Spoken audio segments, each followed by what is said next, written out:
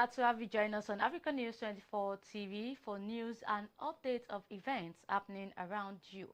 I am Lydia Ajayi. Let's get the headlines first. Appeal Court strikes out NNAMDI KANU'S appeal for lacking in merit. President Tinubu approves delegation for Nigeria-United States Security Working Group. Economic and Financial Crimes Commission summons former Attorney General Abubakar Malami. And to the main bulletin, beginning with the court, as the Court of Appeal in Abuja has struck out the appeal filed by the leader of the indigenous people of Biafra, NNAMDI KANU, for lacking in merit. In its ruling, the court insists the appeal had become academic following KANU's conviction by Federal High Court on November the 20th. Delivering judgments today, a three-member panel of the Appellate Court held that KANU's claim alleging violations of his fundamental rights, including human dignity, access to quality health care, and freedom of religion, would no longer stand in light of his conviction, life imprisonment sentence, and subsequent remand in prison custody.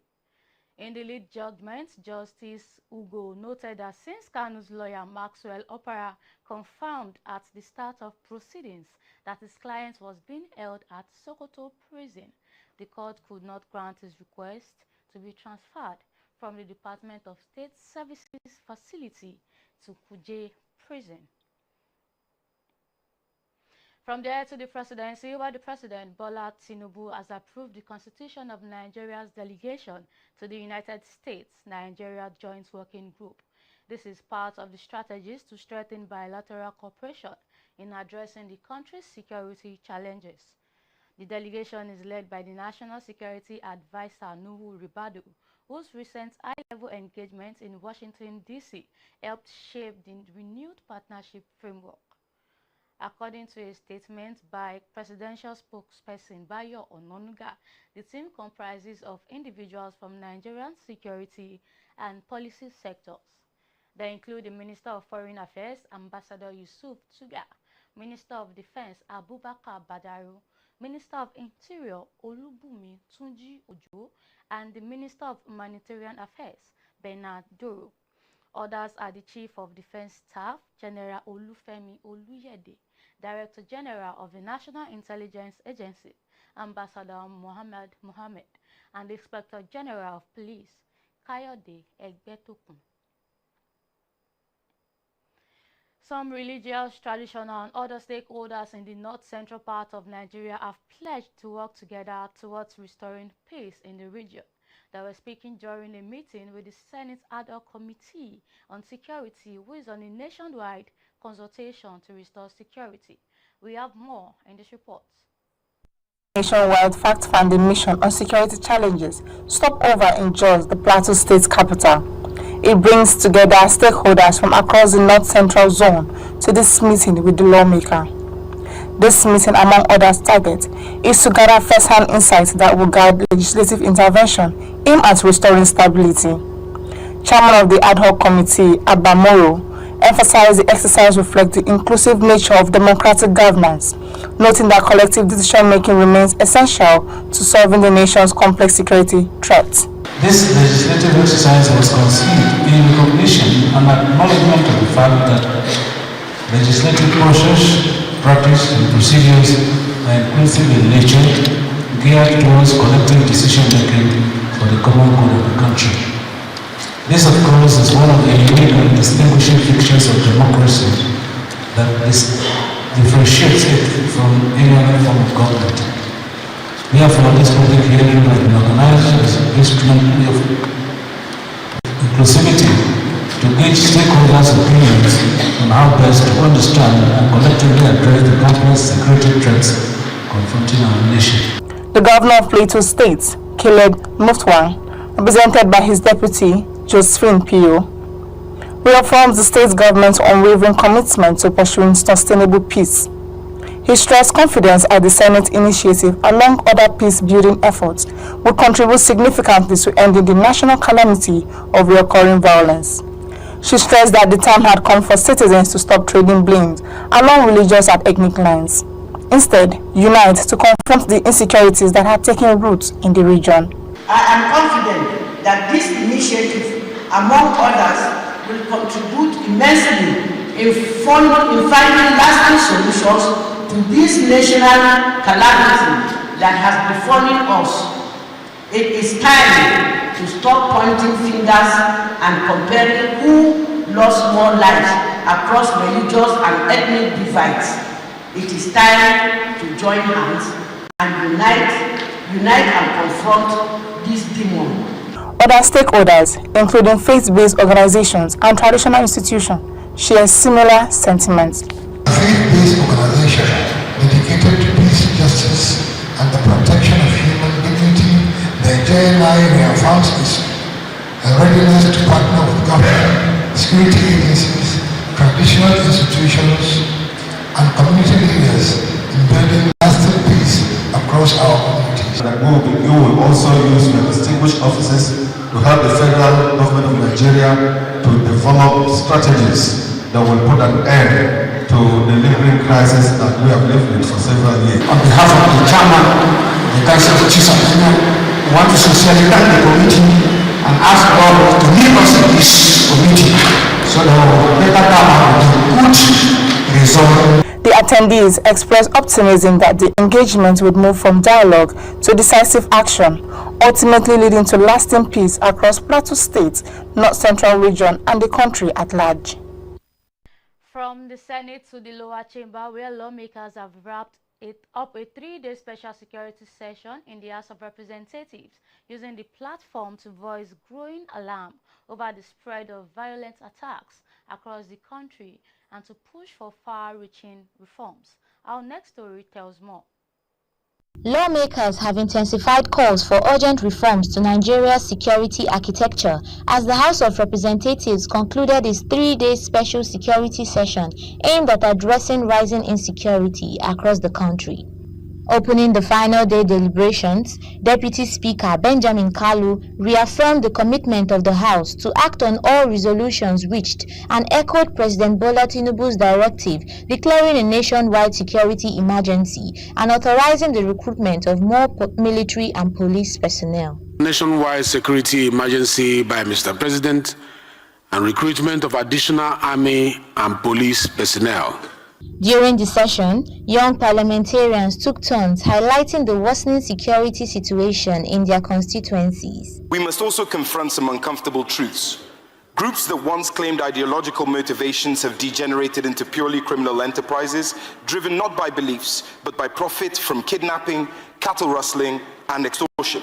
Our security challenges has evolved, and our approach and response has not evolved in such ways and manners to tackle the contemporary security challenges. Farmers cannot access their farmlands.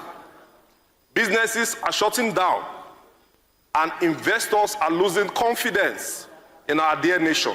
To strengthen internal security, lawmakers renewed calls for the establishment of local government police structures and state-level control of terrorism and insurgency trials. We just cannot stop at the state policing. Government policing can be seen as the first line of defense. Like county sheriffs and other federations, they are the ones closest to the people. They hear the whispers before the crisis, they see the danger before it erupts. Then, a dual court system, justice that does not wait, that does not waste time. Having everybody come to Abuja for justice all the time causes a lot of problem and causes lag in the judicial system. The House is expected to compile and harmonize recommendations from the special session for transmission to the executive arm of government.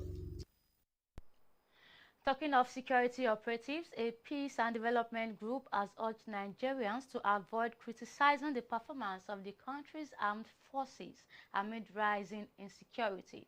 The group says negative reports can hurt soldiers' morale and weaken efforts to tackle attacks by non-state actors across the nation. We bring you more in this report. A peace development group has praised Nigeria's armed forces for their response to recent attacks by non-state actors.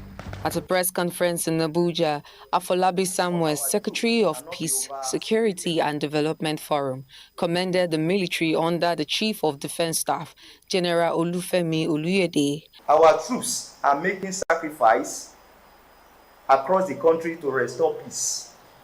We, in the Peace, Security and Development Forum, believe that the sacrifices of our troops cannot be overstated. This is not the time to apportion blame.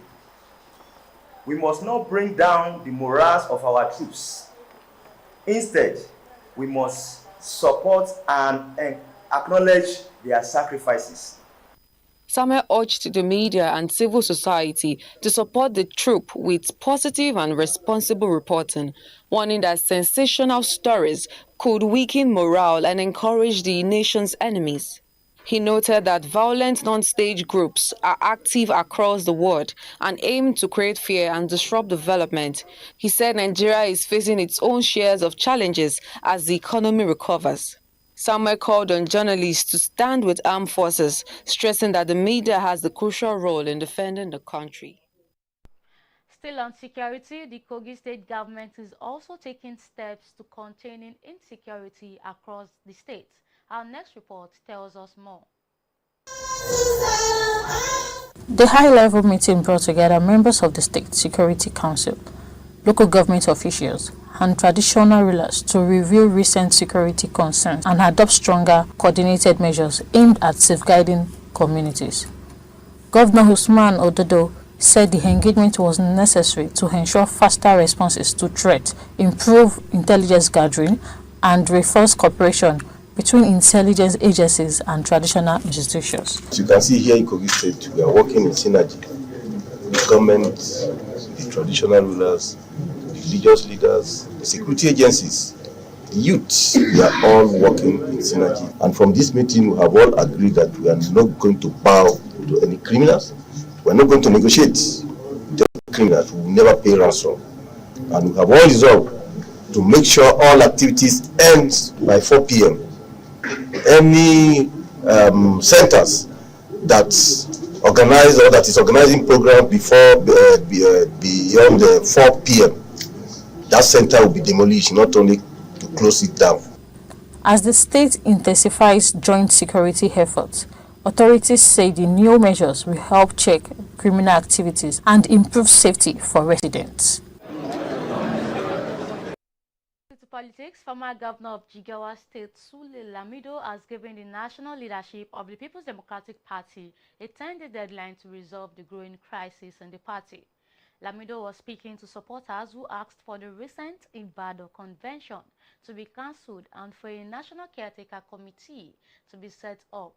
He accused new forces in the PDP of sidelining long-time members like himself, saying this has contributed to the current crisis.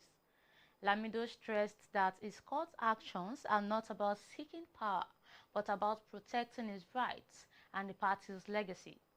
He insisted that Umar Damagu and Senator Samuel Anyanwu remain the party's legitimate leaders until December 2025. Lamido also called on PDP leaders, including Nyesom Wike, to forgive one another and support a united caretaker committee. Meanwhile, former Attorney General of the Federation and Minister of Justice Abubakar Malami has confirmed receiving an invitation from the Economic and Financial Crimes Commission. The former minister has given assurances of his willingness to appear before the anti-graft agency. Malami, in a post on his personal Facebook page, describes himself as a law-abiding citizen who is committed to accountability and transparency. He added that his decision to publicly announce the development was consistent with his long-standing advocacy for openness and responsible governance. The Nigerian Senate has rejected a bill aimed at creating a National Ethnic and Reconciliation Commission. Lawmakers raised concern that the proposal could undermine national unity and create unnecessary financial burdens. We have more in this report. The Senate has thrown out a bill seeking to create National Ethnic and Reconciliation Commission. The bill was sponsored by Senator Anthony Ani of Ebonyi State.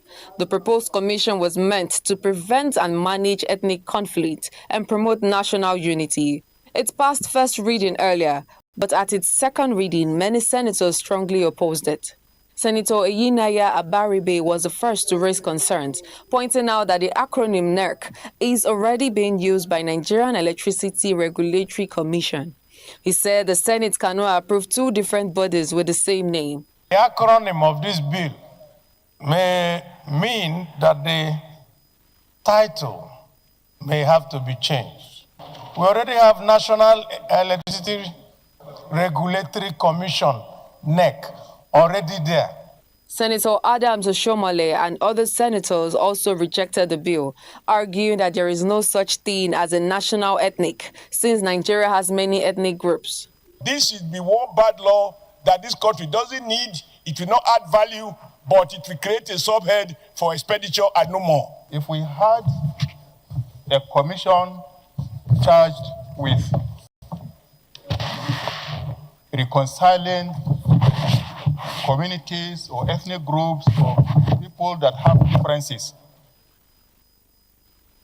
some of the crises that we are having will be addressed. Establishment of the bill will therefore reduce the frequency and intensity of ethnic conflicts, provide neutral mechanism for mediation outside political pressures. It will also promote social justice and address marginalization concerns among communities. Senate President Godswill Akpabio said Nigeria does not need such a law.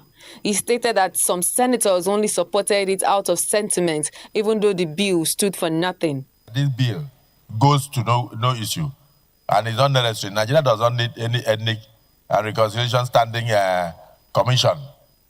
Nigeria does not need it. We know that. And it's even an indication as if Nigerian ethnic groups are in conflict with one another, and we are living peacefully together. But if you put the question now, they will say yes, because they want to prove to the colleague who brought the bill. When the matter was put to a voice vote, the nay votes were overwhelming, bringing the bill to an end. Let's head over to business. The federal government's power sector reforms are yielding measurable results, with over $2 billion in fresh capital flowing into the industry since the current administration took office. That is according to the Minister of Power, Adebayo Adelabu, who was speaking during the PricewaterhouseCoopers Annual Power and Utilities Roundtable 2025. Adelabu insists that at the heart of the power sector reform agenda is the long-standing metering crisis, where, for instance, 6 million consumers have been metered out of 13 million registered power consumers in Nigeria. However, this leaves nearly half of electricity users on estimated billing, a system widely criticized as unreliable and exploitative. Adelabu gives the federal government's efforts as closing the gap to include launching an aggressive metering rollout through two major initiatives. Nigeria's economy maintained its upward trajectory in November 2025, expanding for the 12th straight month, according to the latest Purchasing Managers Index released by the Central Bank of Nigeria.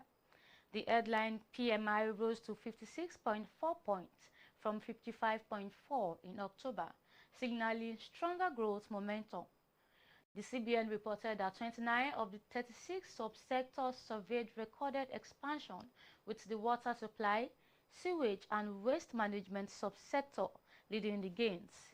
Paper products posted the steepest decline among the 7 subsectors that contracted, though the overall impact remained minimal against broad-based growth. And outside our shores, the death toll in Hong Kong's fire incidents has risen to 128 people, while over 200 people are still unaccounted for. Families of the scores still missing after the worst blaze in decades scarred hospitals this morning as firefighting operations ended. Secretary for Security Chris Tang told reporters that hundreds are still missing, sending his condolences to those affected. flames had moved quickly through the Wangfeng Courts housing estate in Taipo district on Wednesday afternoon, spreading through the 8 high-rises and transforming the densely packed complex into an inferno. Around 200 people were still missing and 79 people were injured, including 12 firefighters, city authorities reveal.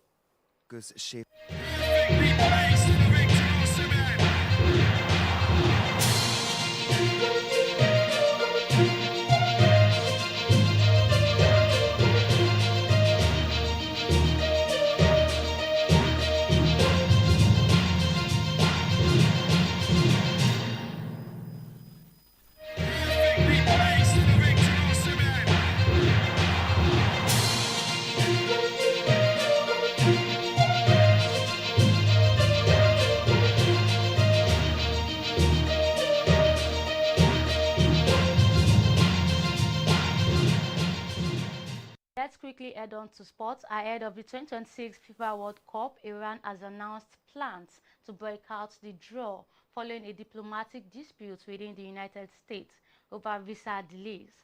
This development has stirred tension ahead of the global football event jointly hosted by the United States, Canada and Mexico. Iranian officials say their delegation has been unable to secure the necessary documents for the ceremony, prompting accusations of discrimination and political interference. According to the Iranian Football Federation, multiple attempts were made to fast-track the visa process, but repeated delays left the team with no guarantee of participation in the official draw. The Federation described the situation as unacceptable, insisting that FIFA has a responsibility to ensure equal access for all qualified nations, regardless of political differences. And finally on sports, Chelsea this weekend welcomed Arsenal to Stamford Bridge on Sunday in one of the standout fixtures of this weekend's Premier League action, with both sides aiming to strengthen their positions in an increasingly competitive title race.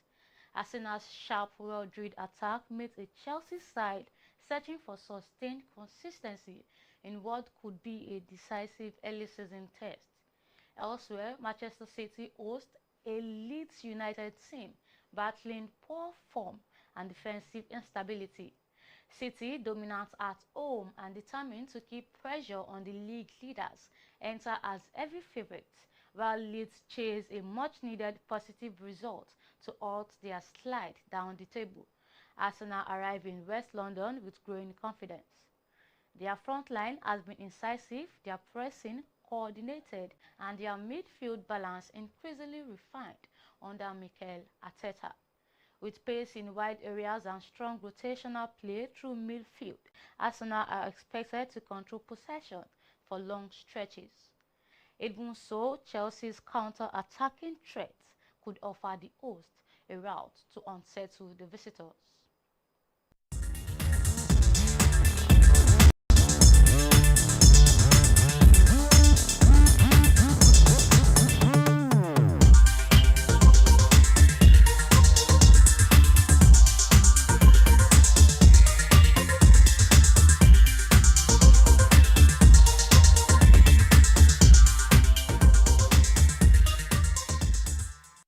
In entertainment, Davido's winning streak is far from slowing down as the Afrobeat star lands another Grammy nomination and unveils a fresh global partnership with crypto betting giant Stake. The dual breakthrough has sparked excitement among fans, who says the singer is clearly in one of the strongest phases of his career. The new Grammy nod adds to Davido's growing list of international accolades, cementing his place as a leading force in the global Afrobeat wave. His team says the nomination is proof of his hard work, international appeal, and the steady rise of African music on the world stage. Alongside the award buzz, Davido also announced a partnership with Stake, a collaboration the company describes as a major step in expanding its global footprint. For Davido, the deal strengthens his influence beyond music, tapping into the fast-rising entertainment tech space. And it's a wrap on this bulletin. Please follow us on all our social media platforms and please check our website at africanews24.ng to stay informed and ahead. I am Lydia Ajayi. Bye for now.